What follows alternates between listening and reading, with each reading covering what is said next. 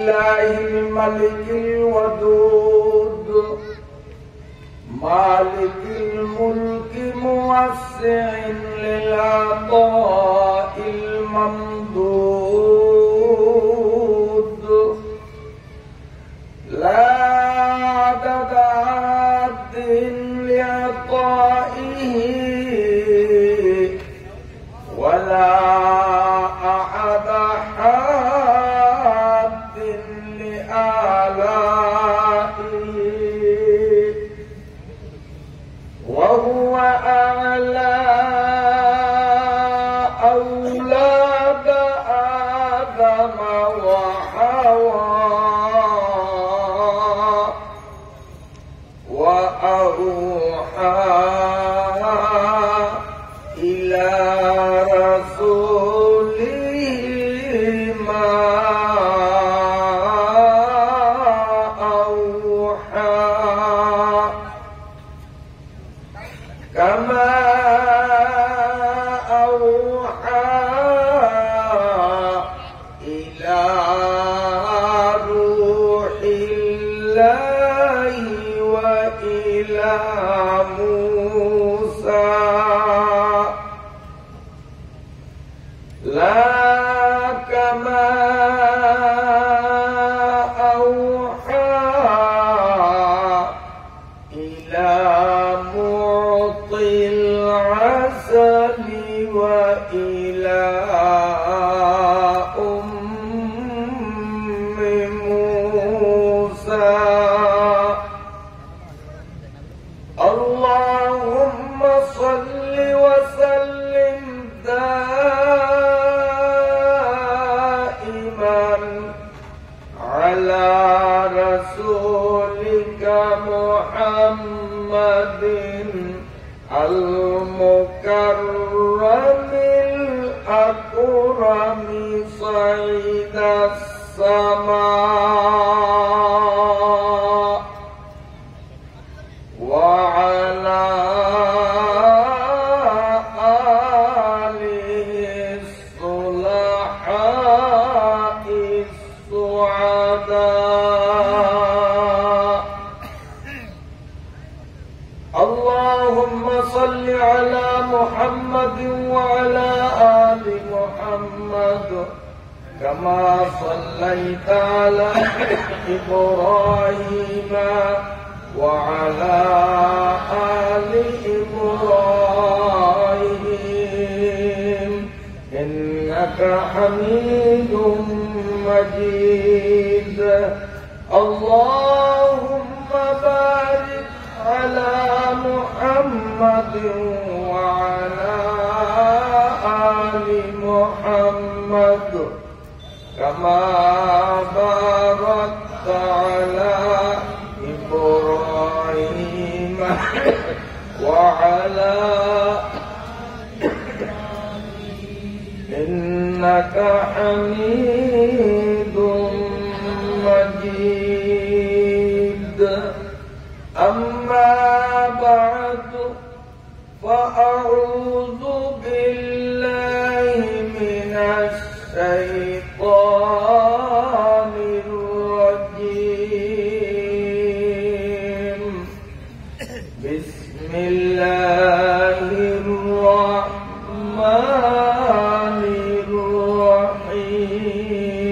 الرحيم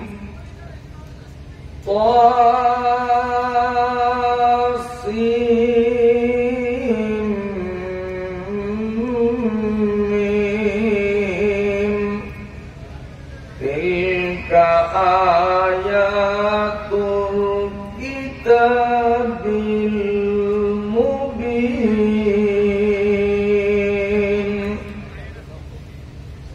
نتلو عليك من نبأ موسى وفرعون بالحق لقوم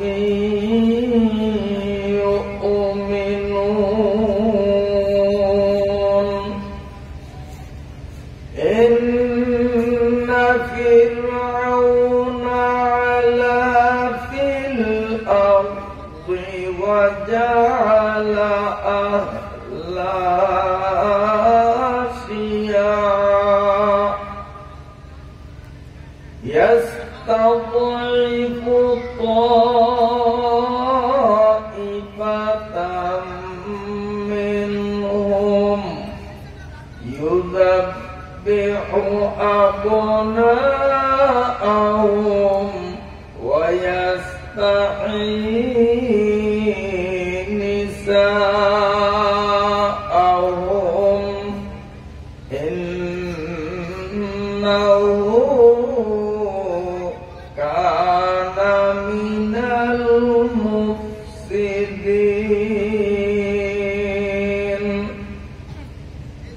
ونريد أن نمن على الذين استضعفوا في الأرض ونجعلهم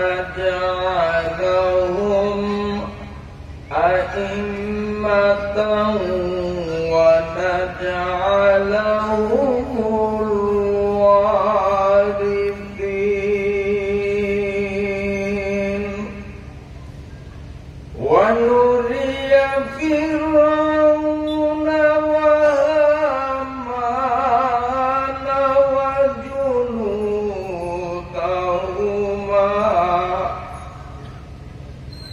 ما كان إلى آخر الآية صدق الله مولانا العظيم ভোলা সদর থানাধীন ভেদুরিয়া ইউনিয়ন চাঁদমাঝিরহাট যুব তাফসীর কমিটির উদ্যোগে ইসলামী সাংস্কৃতিক প্রতিযোগিতা 2025 ও পঞ্চম বার্ষিক তাফসীরুল কোরআন মাহফিলের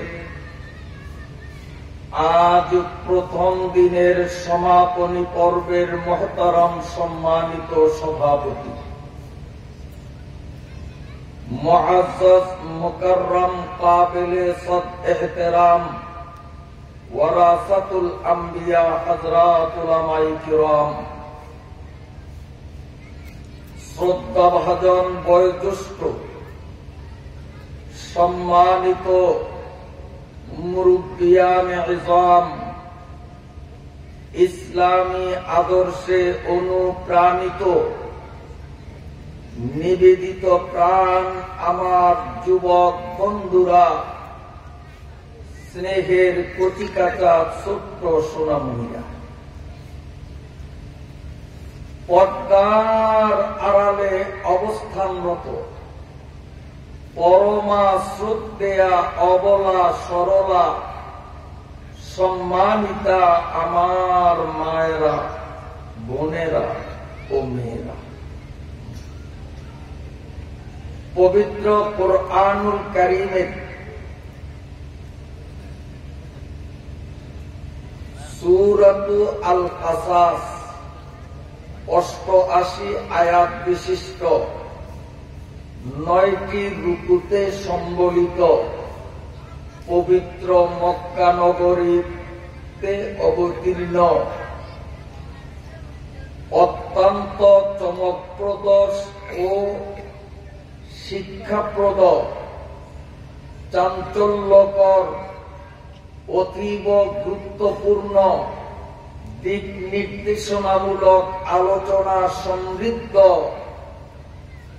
শ্রুতিমধুর বিষয়ভিত্তিক আলোচনায় সমৃদ্ধ সূরাতু আল কাসাসের প্রারম্ভিক কিছু অংশ তিলাওয়াত করলাম। মহান রব্বুল আলামিন দয়া পরবশ হয়ে আপনাদের মতো নেককার দিনদার ধর্মপ্রাণ কোরআন প্রেমিকদের স্বচ্ছ মনের পরিপক্ক দোয়ার ফলশ্রুতিতে আমার মতো অযোগ্য ও অদমকে যদি শক্তি দান করেন, 88 আয়াত বিশিষ্ট সূরাতু আল কাসাসের প্রথম থেকে ধারাবাহিকতাকে অব্যাহত রেখে আয়াত বাই আয়াত শাব্দিক অর্থ প্রাসঙ্গিক ব্যাখ্যা সম্বলিত আলোচনা উপস্থাপনের দৃঢ় মনোনিবেশ করলাম ইনশাআল্লাহ।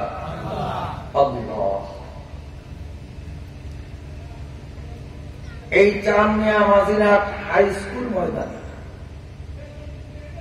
আজকে পবিত্র কোরআন কারীমের তাফসীর মাহফিল অনুষ্ঠিত হবে। এই দাওয়াত, এই সংবাদ প্রচারণা এলাকার প্রতিটি মানুষের কর্ণকুহরে পৌঁছালেও সকলের পক্ষে দিয়ে আসা সম্ভব হয়েছে। আল্লাহ রাব্বুল আলামিন আমাদের যাদেরকে কবুল করলেন, এই ময়দানে আসতে পারলাম, সহিহ হাদিসের ভাষ্য মতে যতক্ষণ আমরা ময়দানে অবস্থানরত থাকব ততক্ষণের জন্য আমরা আল্লাহ পাকের খাস মেহমান, বিশেষ অতিথি। ইমাম গাযালী রাহমাতুল্লাহ আলাইহি কর্তৃক প্রণীত তার জগৎ বিখ্যাত গ্রন্থ ইহয়া উলুমিদ্দীনের মধ্যে তিনি লেখেন, হাদিসের উদ্ধৃতি দিয়ে উল্লেখ করেন, কোন মুসলমান যদি কোরআনের মাহফিলে অংশগ্রহণ করে এবং মাহফিল সমাপ্তি ঘোষণা না হওয়া পর্যন্ত যদি ময়দান ত্যাগ না করে, ঢুকলো তো ঢুকলই, শেষ না হতে বের হলো না, যখন মাহফিল সমাপ্তি ঘোষিত হবে আর কোরআনের মাহফিলের শ্রোতা ময়দান ত্যাগ করার নিয়তে বসার থেকে যখন উঠতে উদ্যত হবে, আল্লাহ পাকের ফেরেশতাদের পক্ষ থেকে তাদেরকে শুভ সংবাদ শোনানো হবে, কুমু মাগফুরাল লাকুম, তুমি এবার বসার থেকে দাঁড়াও, তোমার দাঁড়াবার আগে আগেই আল্লাহ রাব্বুল আলামিন তোমার সারা জীবনের গুনাহগুলো মাফ করে দেন। তাহলে আজকের মাহফিলটা শুধু তাফসীরুল কোরআন মাহফিলই নয় বটে, বরং এই মাহফিলটা আল্লাহ পাকের স্পেশাল মেহমান হিসাবে আমাদেরকে পরিগণিত করার এক অপূর্ব নেয়ামত এবং গুনাহ মাফের একটা কারখানাও বটে। কি বলেন, ঠিক কিনা? তো আজকে গুনাহ মাফের কারখানায় আল্লাহর স্পেশাল মেহমানদের তালিকাভুক্ত হওয়ার সুবর্ণ সুযোগ লাভে ধন্য হলাম। এটা খুশির সংবাদ না দুঃখের সংবাদ?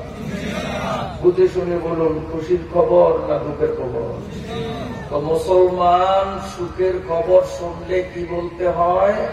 আলহামদুলিল্লাহ বলুন, আলহামদুলিল্লাহ। আর দুঃখের খবর শুনলে তাও আলহামদুলিল্লাহ। তখন কি বলেন না, ইন্না লিল্লাহি ওয়া ইন্না ইলাইহি রাজিউন। দুঃসংবাদে ইন্না লিল্লাহ। কেউ যদি আপনাকে এসে বলে, এই শুনছো ভাবি যে অসুস্থ ছিল, এই মাত্র যাই না আসলাম, তাদের মতো ফুটফুটে একটা ফোন হয়েছে তোমার, তখন বলবেন ইন্না লিল্লাহ। কি বলবেন? আরেকজন এসে যদি আপনাকে বলে, এই তোর মা যে হাসপাতালে শোয়া, এই মাত্র মোবাইল আসছে আমার কাছে, তোর মা ইন্তেকাল করছেন, বলবেন আলহামদুলিল্লাহ। কি বলবেন? কি বললেন? সুসংবাদে ইন্না লিল্লাহ। সব ওয়াজ আমাকে দিয়ে করাইবেন, রাত্র 9টা পার হয়ে গেছে, ওয়াজ কিছু আপনারা করবেন, কিছু আমি করব, ভাগে মিলে দুই পক্ষ মিলে করলে অল্প সময়ের মধ্যে অনেক ওয়াজ হয়ে যাবে। আর যদি সব আমার কাঁধে চড়িয়ে দেন তো সময় অনেক বেশি লাগবে, কষ্ট আপনারা পাবেন। এই জন্য কিছু আমি, কিছু আপনারা। বলেন, সুসংবাদ শুনলে কি বলতে হবে? বলেন আল্লাহর নাম নিতে লজ্জা লাগে? একবার আলহামদুলিল্লাহ বললে কি পরিমাণ সওয়াব! মাটির থেকে আসমান পর্যন্ত এই পুরা ফাঁকা জায়গাটা কত 10 কিলোমিটার হবে মনে হয়। মাটির থেকে আসমান না, ভুল বলছি, 20 কিলোমিটার। তো শোনেন, পৃথিবী একটা গ্রহ। আমরা যে পৃথিবীতে বাস করি, পৃথিবীটা একটা গ্রহ। এই গ্রহটা যেই জগতে বাস করে, আমরা যেমন পৃথিবী নামক জগতে বাস করি, এই পৃথিবী নামক গ্রহটাও আরেকটা জগতে বাস করে। এই জগৎটার নাম হলো সৌরজগৎ। স্কুল পড়ুয়া অনেক ছাত্র এখানে আছেন, অনেক স্কুলের শিক্ষক মন্ডলীরা আছেন। আমি ভুল বললে পেটো দিবেন, ভুল বলছেন। আমরা বাস করি কোন জগতে? কথা বলেন না। দুনিয়া নামক জগতে, পৃথিবী নামক জগতে। পৃথিবীটাও বাস করে আরেক জগতে, সেই জগতের নাম সৌরজগৎ। সৌরজগৎ কারে কয়? পৃথিবী একটা ছোট্ট গ্রহ, মাত্র 20 কোটি বর্গ কিলোমিটার এই পৃথিবী।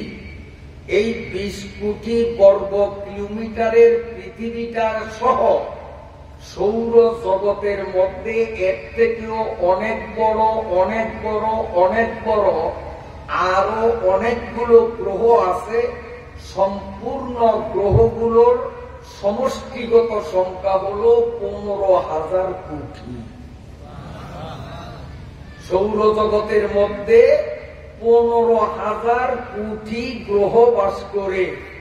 সেই গ্রহগুলো একটার সাথে আরেকটা সম্পৃক্ত নয়, লেগে লেগে নয়, একটা থেকে আরেকটা অনেক উপরে, এটার থেকে আরেকটা আরো অনেক উপরে। এইভাবে সিরিয়ালে সর্বমোট 15,000 কোটি গ্রহ বাস করে যেই জগতে, সেই জগতের নাম সৌরজগৎ।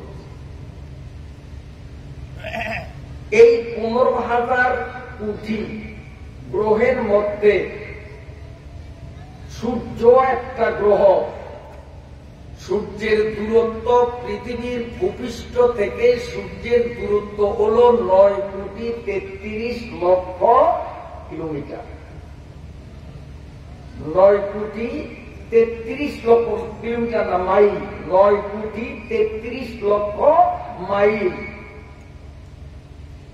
এই পৃথিবীটা 20 কোটি বর্গ কিলোমিটারের পৃথিবীর মতো 13 লক্ষ পৃথিবীকে পাশাপাশি বসাইলে আয়তন যত বড় হবে, একা সূর্য নামক গ্রহটা তার চেয়েও বড়। তাহলে সৌরজগতে মোট বাস করে কতটা গ্রহ বললাম? 15,000 কোটি। 15,000 না, 1 কোটি, 2 কোটি, 1,000 কোটি, 2,000 কোটি, এইভাবে 15,000 কোটি গ্রহ একটার উপর একটা। এই পৃথিবীর সবচেয়ে কাছের গ্রহ যেটা, সেটার নাম হলো মঙ্গল গ্রহ। যেমন এই হাই স্কুল ময়দান থেকে কাছের বাজার হলো মাঝিরহাট, তার থেকে দূরের বাজার ব্যাংকের হাট, তার থেকে দূরের বাজার হলো ভোলা, তার থেকে দূরের বাজার হলো নোয়াখালী, তার থেকে দূরের হলো মাইজদি, তার থেকে দূরের হলো চট্টগ্রাম। কি বলেন? সবগুলি তো বাজার। তো পৃথিবীর সবচেয়ে নিকটতম গ্রহ যেটা একদম কাছে, পৃথিবীর একবারে কাছে, সেই গ্রহের নাম মঙ্গল গ্রহ। বলেন কি নাম? মঙ্গল গ্রহ। এই পৃথিবী থেকে মনে করেন এটা পৃথিবী, এটা মঙ্গল গ্রহ। এই পৃথিবী থেকে মঙ্গল গ্রহের দূরত্ব হল 8 কোটি কিলোমিটার। এটা বলে কাছে। তাইলে দূরেরটা কোথায়? তার উপরেরটা কোথায়? তার উপরেরটা কোথায়? এমন বড় এবং এমন দূরত্ব বিশিষ্ট 15,000 কোটিরও অধিক গ্রহ মিলে একটা সৌরজগৎ। সেই সৌরজগৎ বাস করে আরেকটা জগতে।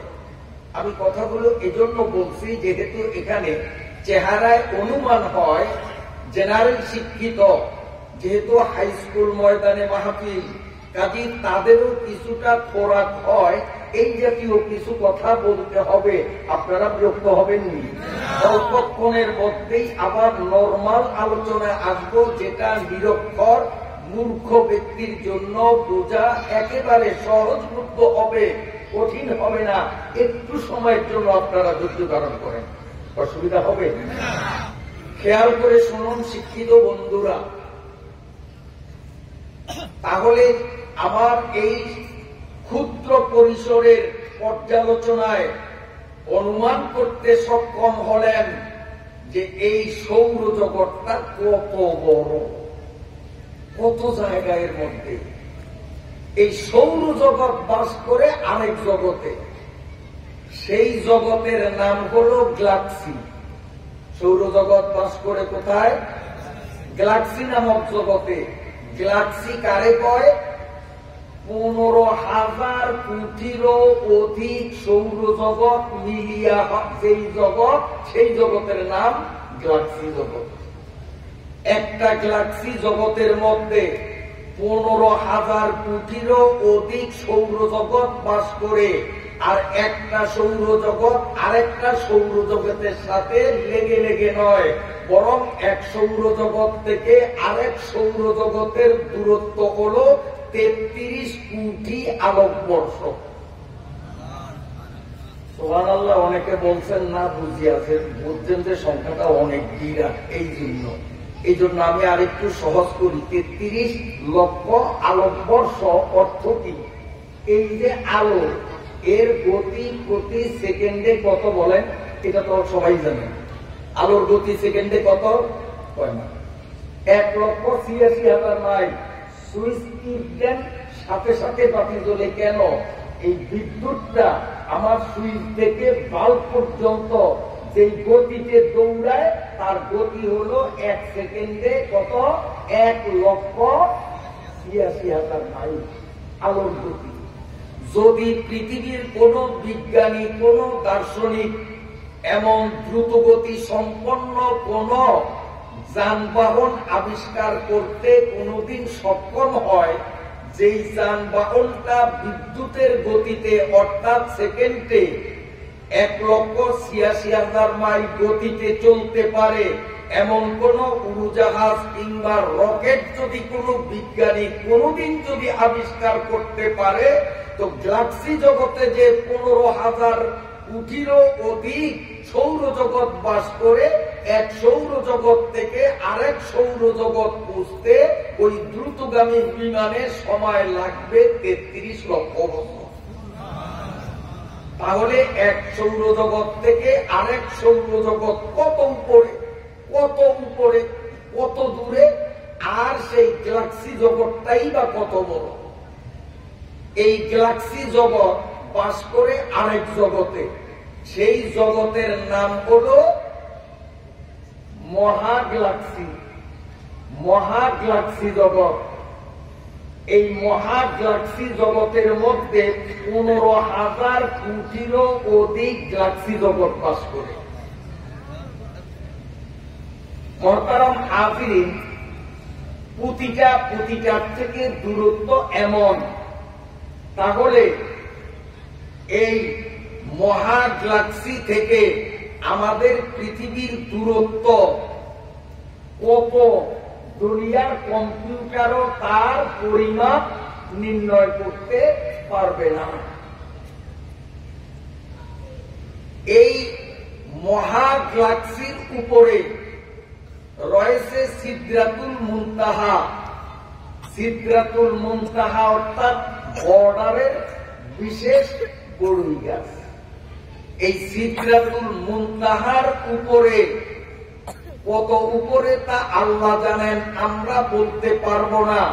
সিদরাতুল মুনতাহার অনেক উপরে হলো প্রথম আকাশের তলা। এই প্রথম আকাশ, এটা তলা। এখন চিন্তা করেন এই মাটির থেকে প্রথম আকাশের তলা কত দূরত্ব, কল্পনা করা যাবে?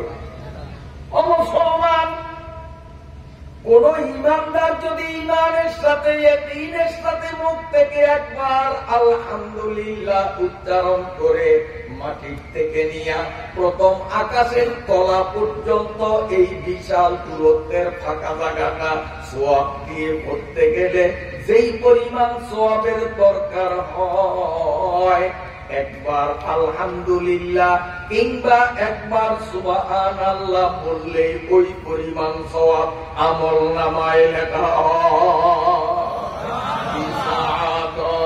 বজুরে বাজুয়ে নি তানা বক্সা দুঃখতায় বকশিন্দা। সুসংবাদে কি বলতে হয় বলেন? দুঃসংবাদে আপনাকে ভেতুরিয়ার মানুষে হাসি দেয়নি, হাসি বলেন, এটাকে আপনারা কি করেন? হাসি। হাসি দিলে কি বলতে হয় বলেননি আপনারা? ইনশাআল্লাহ পিছনে ভুল করলেও সামনে আর ভুল করব না। হাসি দিলে আলহামদুলিল্লাহ বলা, এটা নবীজির সুন্নাত, নবীজি শিখাইলেন। এখন প্রশ্ন আসে যে আমরা জানি সাধারণ রীতি সুসংবাদে আলহামদুলিল্লাহ, দুঃসংবাদে ইন্না লিল্লাহ। হাসির মধ্যে তো সুসংবাদও নাই দুঃসংবাদও নাই, এখানে কেন আলহামদুলিল্লাহ? প্রশ্ন আসেনি যে দিলাম হাসি, এইখানে তো কোনো সুসংবাদ নাই যে আমি আলহামদুলিল্লাহ বলবো, কোনো দুঃসংবাদও নাই যে আমি ইন্না লিল্লাহ বলবো। ১,৫০০ বছর আগে আমার নবী আলহামদুলিল্লাহ সবক কেন আমাদেরকে দিয়ে গেলেন? আর কোজা মুশকিল জওয়াবা জারাওয়া, আর কোজা মুশকিল জওয়াবা জারাওয়া, আর কোজা মুস্তাসরে আবা জারাওয়া। আবার নবী বলেছেন উতিতু ইলমাল আউয়ালিন ওয়াল আখিরিন। আল্লাহ নবী বলেন আমি পৃথিবীতে জন্মিত যেদিন হলাম, আমার জন্মের আগে আল্লাহর যত সৃষ্টি, মানুষ, ফেরেশতা, পশু পক্ষী, প্রাণী, আমার জন্মের আগে আল্লাহর যত সৃষ্টি আছে, আমার জন্মের পর থেকে কিয়ামত যেদিন প্রতিষ্ঠিত হবে, দুনিয়া লন্ড ভন্ড হয়ে যাবে, ওই দিন পর্যন্ত, আমার জন্মের পর থেকে কিয়ামত পর্যন্ত পৃথিবীতে যত মানুষ, জীব, জানোয়ার, বিজ্ঞানী, মহাবিজ্ঞানী, পণ্ডিত, মহাপণ্ডিত, আমার আগেও পরের সকলের জ্ঞানের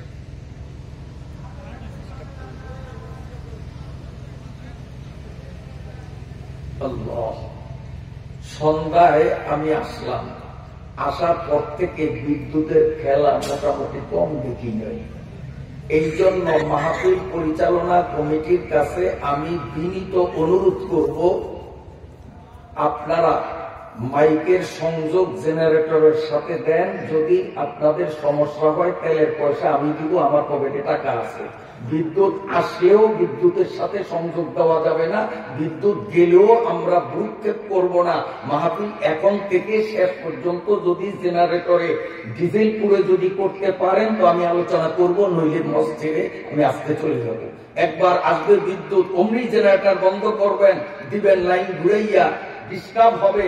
আবার বিদ্যুৎ আসবে, জেনারেটর বন্ধ করবেন, বিদ্যুতে সংযোগ দিবেন, আমি কিন্তু কথা বলবো না। মেহেরবানি করে কর্তৃপক্ষের কাছে অনুরোধ করব, প্রয়োজনে আমার থেকে টাকা নেন, যে অপারেটর যারা আছেন আমি টাকা দেব ডিজেলের। বিদ্যুৎ থাকলেও আপনারা বিদ্যুৎ আজকে ব্যবহার করবেন না। আজকের মাহফিল এখন থেকে শেষ পর্যন্ত যদি জেনারেটরে করার সিদ্ধান্ত নিতে পারেন তো সূরা আল কাসাসের তাফসীর হবে, নইলে আলোচনা এখানে শেষ হয়ে যাবে। ফাইনাল সিদ্ধান্ত দিতে হবে। এই যে এখন বিদ্যুতে দিচ্ছেন, আবার বিদ্যুৎ চাইবে 2 মিনিট পরে, তার কি নিশ্চয়তা নাই আপনার কাছে?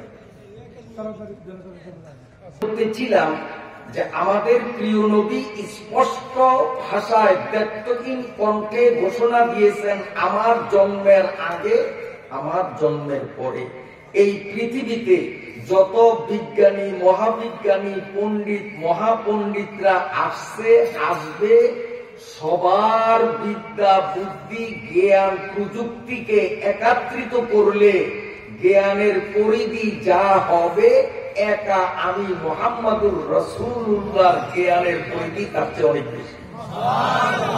কার কথা? আমার নবীর কথা।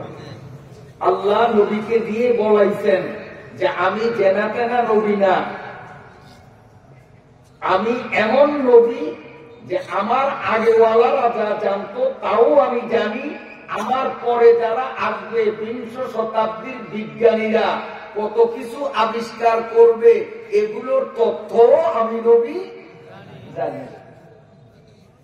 তার প্রমাণ দিতেছি আমেরিকার একজন খ্রিস্টান ডাক্তার, বিশ্ববিখ্যাত ডাক্তার, তিনি চিন্তা করলেন মুসলমানদের বিধানে নিয়ম হলো সুখবরে আলহামদুলিল্লাহ, দুঃসংবাদে ইন্না লিল্লাহ, কিন্তু মুসলমানদেরকে হাসি দিলে আলহামদুলিল্লাহ বলতে হবে। নবী কেন শিখাইলেন?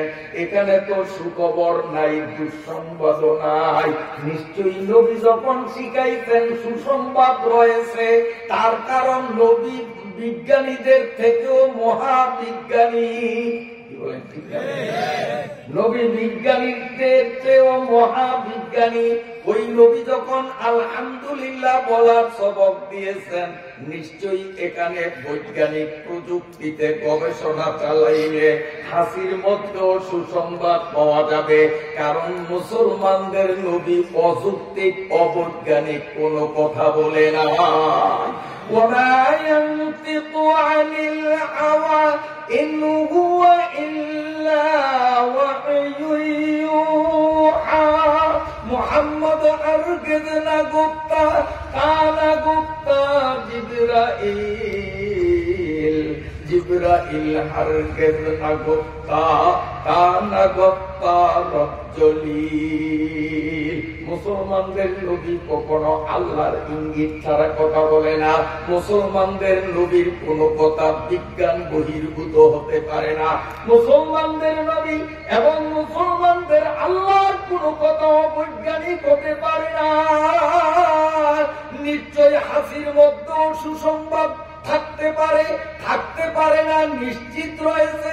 আমেরিকার খ্রিস্টান ডাক্তার অত্যাধুনিক প্রযুক্তির বলে কম্পিউটার পদ্ধতিতে হাসির উপর যখন গবেষণা চালাইয়া তিনি আবিষ্কার করেছেন, মানুষ যখন একবার হাসি দেয়, হাসি দেওয়ার সাথে সাথে তার শরীর থেকে 3000 রোগ জীবাণু আউট হইয়া যায়। আর হাসির স্বভাব হলো ও কিন্তু একা আসে না। হাসি একটা দিলে একটু বিলম্ব হলেও কিছু দিয়ে দেখবেন আর একটা রেডি হয়, হাসি জোড়া হয়। কারণ আমি এগুলো লক্ষ্য করেছি। আল্লাহর সৃষ্টি নিয়ে গবেষণা আমি নিজে গবেষণা করে দেখেছি, জীবনে একবার হাসি দিতে পারি না। হাসি একটা দিলে বেশি দিয়ে একটা দিতে হয়। তাহলে এক হাসিতে 3000 রোগ জীবাণু আউট হলো। জোড়া হাসিতে কয় হাজার গেল? 6000। এই যে 6000 মরণবেদী জীবাণু আমার শরীরের মধ্যে অনুপ্রবেশ করেছে আমি জানি না। এগুলো যদি আমার শরীরে রয়ে যায় আমার মরণ নিশ্চিত হবে, মরণবেদী হবে। আর আমার মধ্যে যে এই জীবাণু জমা হয়েছে আমি তো জানি না। যদি জানতাম তাহলে প্যাথোলজিতে ডাক্তারের কাছে যাইতাম, ডাক্তারকে ফি দিতাম, পরীক্ষণ নিরীক্ষণের মাধ্যমে আউট করতাম। কিন্তু আমি তো জানি না আমার মধ্যে যে এত পরিমাণ বিষ জমা হয়ে গেছে। আমার রব্বুল আলামিন কি কুদরতি সৃষ্টি করেছেন দর্দে দিলকে ওয়াসিফে পয়দা কিয়া ইনসানো কো ওয়ারনা তাআত কে লিয়ে কুছ কম না পে করো গিয়া। আমার আল্লাহ বান্দাদের কত মহব্বত করেন। ও বান্দা, তোর ভিতরে 6000 জীবাণু জমা হয়েছে, তুই জানোস না? যদি জানতি ডাক্তারের কাছে যাইতি। আর এইভাবে বারবার ডাক্তারকে ফি দেওয়ার মতো সম্পদ তোর নাই, আমি আল্লাহ জানি। এই জন্য তোর এক হাসির সাথে 3000 জীবাণু ফাইল করিয়া দেই, জোড়া হাসিতে 6000 জীবাণু থেকে তোরে মুক্তি দে। এখন বলেন তো, এই যে শরীরের থেকে ডাক্তারের ফি ছাড়া, প্যাথোলজির পরীক্ষা নিরীক্ষা ছাড়া এমনিতে হাসির সাথে 6000 জীবাণু বাহির হওয়া, এটা সুসংবাদ না দুঃসংবাদ? আমার নবী ছিলেন দুনিয়ার 20 শতাব্দীর বিজ্ঞানীদের চেয়েও মহাবিজ্ঞানী। এই জন্য যে 1400 বছর আগে বিজ্ঞানের কোন চর্চা ছিল না, অবৈজ্ঞানিক যুগে আবার নবী বৈজ্ঞানিক থিওরি দিয়া দিলেন। ও মুসলমান, যখন তুমি হাসি দাও, এক হাসিতে 3000 জোড়া, হাসিতে 6000 জীবাণু তোমার শরীর থেকে আউট হইয়া তোমার শরীর বেঁচে থাকার মতো সক্ষমতা ফিরে পায়। অতএব আল্লাহর শুকরিয়া আদায়ে তুমি বলো আলহামদুলিল্লাহ, আলহামদুলিল্লাহ। কথা বুঝে আসছে তো? তাহলে হাসির মতো সুসংবাদ আছে। আমার নবী খালি খালি শিখাননি।